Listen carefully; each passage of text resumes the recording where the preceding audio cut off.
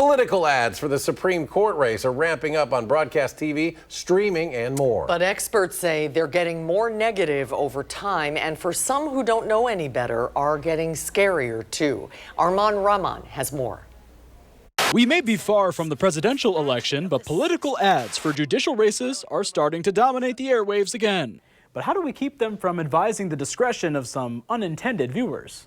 Our own kids watch these ads and are asking, like, is it really the case that a candidate has let somebody loose who's right outside my door ready to attack me? And so I think, that's not the typical reaction that people have to negative ads. Because while we may not think much of claims like this, but the new neighbor is a pedophile. Younger minds have a harder time hitting mute. It's harder for a younger child to put into context, right? Marie-Louise Morris is an expert in how children interact with media. You'll get a knock on your bedroom door at 1 a.m. Like, I can't sleep, or I'm worried, I had a bad dream, or sort of seeming anxious, kind of wanting to check the door is locked or whatever. She says checking in and not belittling your child's fears is key. Just kind of helping them put it into context in terms of saying, we're safe, it's fine, this is there to kind of make people vote or pay money in particular ways, but it's not something that you need to worry about.